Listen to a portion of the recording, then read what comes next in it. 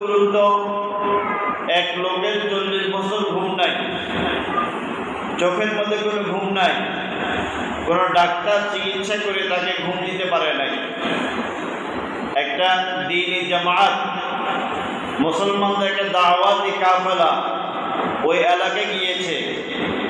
যাওয়ার পরে ঘটনাক্রমে খ্রিস্টান লোকটাকে পেয়েছে, তাকে কালিমার দাওয়াত দিল। সে সাথে সাথে গ্রহণ করে তাদের সাথে চলে আসছে। এক জায়গার মধ্যে ওই দাওয়াতি কাফেলার ঈমান ইকিনের আলোচনা হচ্ছে। ওই আলোচনার মধ্যে সে বসছে, বসার সাথে সাথে তার ঝিমানি শুরু হয়ে গেছে, প্রচুর ঝিমানি শুরু হয়ে গেল। এক এলাকার লোক তাকে পাশে নিয়ে বিছনা করে শোয়াই দিল।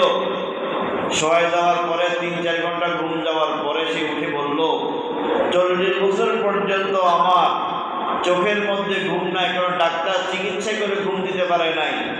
আর মুসলমানদের সামান্য একটা মজলিসের মধ্যে বসার সাথে সাথে আমার ঘুম চলে আসছে।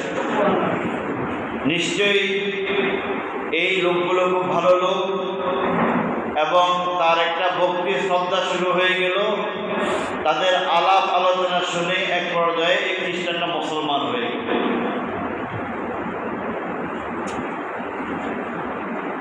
আসমানি ওয়াহির বরকত, কোরআনের বরকত এমন,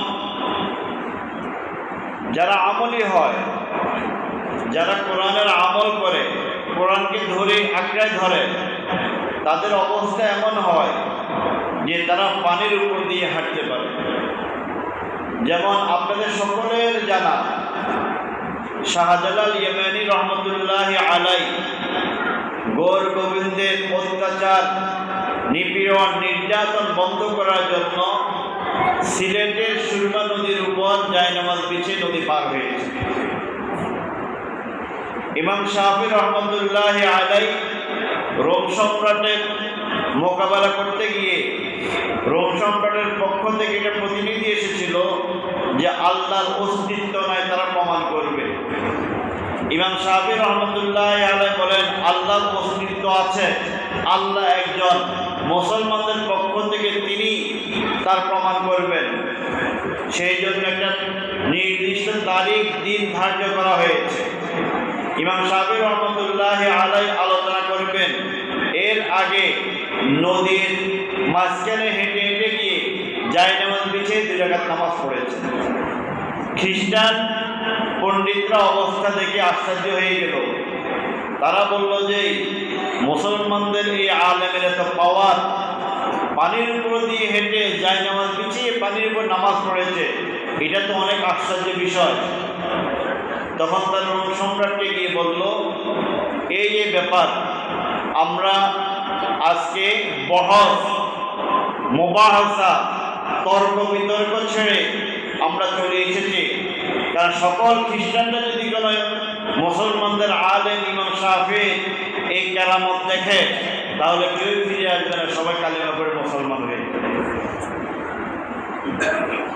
কোরআনের বরকত যেমন, এক সাহাবী, আপনারা আরো অনেকবার শুনেছেন, এক সাহাবী, আল্লাহ রাসূলের সাহাবী, অনেক দূরের সফরে রওনা করলেন। পথের মধ্যে, মরুভূমির মধ্যে ঘোড়াটা মারা গেল। তিনি 2 রাকাত নামাজ পড়ে মুনাজাত করলেন, আল্লাহ আমার যাওয়ার ব্যবস্থা করে দেন। তখন উনি মুনাজাত শেষ করার আগেই ওই মৃত গাধাটা আল্লাহ পাক রব্বুল আলামিন জিন্দা করে দিয়েছেন। এটা হচ্ছে আসমানি ইলমের বরকত, ওয়াহির বরকত, কোরআনের মুজিজা, কোরআনের বরকত। হযরত সাদ বিন আবি ওয়াক্কাস রাদিয়াল্লাহু তাআলা আনহু, আল্লাহ রাসূলের প্রেরিত সাহাবী, নদীর ওই পারে যাবেন ইসলামের দাওয়াত দেওয়ার জন্য। যাওয়ার, নদী পার হওয়ার কোনো ব্যবস্থা নাই। ইয়া আউয়ালাল আউয়ালিন ওয়া ইয়া আখিরাল আখিরিন ওয়া ইয়া যাল কুওয়াতাল মাতিন ওয়া ইয়া রাহিমাল মাসাকিন ওয়া ইয়া গিয়াসাল মুস্তাগিসিন ওয়া ইয়া আরহামার রাহিমিন। এটা বলে 30,000 সৈন্য নিয়ে, ঘোড়া, ওট নিয়ে তিনি রওনা করলেন নদীর উপর দিয়ে কাহারও ঘোড়ার খুরের মধ্যে এক ফোঁটা পানি লাগে না, এক ফোঁটা পানি লাগে না। এটা কিসের বরকত? আসমানি ওয়াহির বরকত, কোরআনের বরকত। আবু সাঈদ খুদরি রাদিয়াল্লাহু তাআলা আনহু কিংবা সাদ ইবনে আবি ওয়াক্কাস রাদিয়াল্লাহু তাআলা আনহু দুইজনের একজন হবেন। এক জায়গায় আল্লাহ রাসূলের অনুমতি ক্রমে কাফেরদেরকে কোরআনের দাওয়াত দেওয়ার জন্য গিয়েছেন। সেখান থেকে তারা সবাই এলাকার লোক একত্রিত হয়ে সাহাবীদেরকে বের করে দেওয়ার সিদ্ধান্ত নিয়েছে। ওই মুহূর্তে গোত্রের প্রধানকে সাপে কামড় দিয়েছে। এখন এলাকার কয়েকজন লোক এসে বললে, তোমাদের মধ্যে এমন কেউ আছো যে সাপের বিষ নামাইতে পারো? তখন সাদ বিন আবি ওয়াক্কাস আল্লাহ রাসূলের সাহাবী বলেন, হ্যাঁ আছে। তখন ওনাকে নিয়ে গেল, সূরা ফাতিহা পড়ে তিনি ফু দিলেন, সাপের বিষ মুহূর্তের মধ্যে ভালো হয়ে যায়। এটাও আসমানি ইলমের বরকত, কোরআনের ইলমের বরকত। হযরত ওমর রাদিয়াল্লাহু তাআলা আনহুর কাছে এক বুড়ি একটা নালিশ নিয়ে এসেছে, অভিযোগ নিয়ে এসেছে। কি অভিযোগ? হে ওমর, পেয়ালার মধ্যে একটু তেল ছিল, তেলটা মাটিতে পড়ে গেছে। এখন তেল আর নাই, মাটির তাল গ্রাস করে ফেলছে।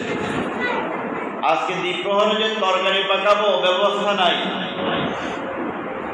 ওমর রাদিয়াল্লাহু তাআলা আনহু একটা কাগজের মধ্যে কি যেন লিখলেন, লিখে বুড়িকে বললেন, যে জায়গার মধ্যে তেল পড়েছে ওই জায়গার মধ্যে গিয়ে চিঠিটা রেখে দিবা। বুড়ি চিঠি রেখে দিল। সাথে সাথে মাটির ভিতর থেকে তেলগুলো উপরে উঠে গেছে, আর বুড়ি কোষ ধরে তেলগুলো তার পেলার মধ্যে নিয়ে বাড়ি চলে গিয়েছে। হযরত ওমর কি লিখেছেন? হযরত ওমর লিখেছেন, হে মাটি, তুমি বুড়ির তেল ফিরিয়ে দাও, নতুবা তোমার মাঝে আমি একজন বেনামাজিকে দাফন করব। বেনামাজিকে মাটি এত ভয় পায়, বেনামাজিকে মাটি এত ঘৃণা করে। হযরতে আব্দুল কাদের জিলানী রহমতুল্লাহি আলাইহি বলেন, আমরা তো সবাই ওনাকে চিনি, পীরানে পীর দস্তগীর আব্দুল কাদের জিলানী রহমতুল্লাহি আলাইহি পৃথিবীর সেরা একজন পীর ছিলেন, অলিকুলের শিরোমণি ছিলেন। আব্দুল কাদের জিলানী রহমতুল্লাহ আলাইহি তার কিতাবের মধ্যে লেখেন, শুকর, যে শুকর ঘুম থেকে উঠে সর্বপ্রথম আল্লাহর কাছে দোয়া করে, আল্লাহ আমি যেন আজকে কোনো বেনামাজির চেহারা না দেখি। বেনামাজিকে নাকি শুকরও ঘৃণা করে। আল্লাহ রাসূল বলেন, আমার মনে চায় ওই সকল ঘরগুলো জ্বালাই দিতে যে সকল ঘরের লোকেরা আজান শুনে মসজিদে আসে নাই, নামাজ পড়ে না। অন্য এক হাদিসের মধ্যে আছে, মান তারাকা সালাত মুতাআম্মিদান ফাকাদ কাফার। কোন ব্যক্তি যদি স্বেচ্ছায় ইচ্ছাকৃত ব্যস্ততা ছাড়া নামাজ ছেড়ে দেয়, সে কাফের হয়ে গেল, কুফরি করল। আল্লাহ আমাদেরকে 5 ওয়াক্ত নামাজ পড়ার জন্য তৌফিক দান করুন।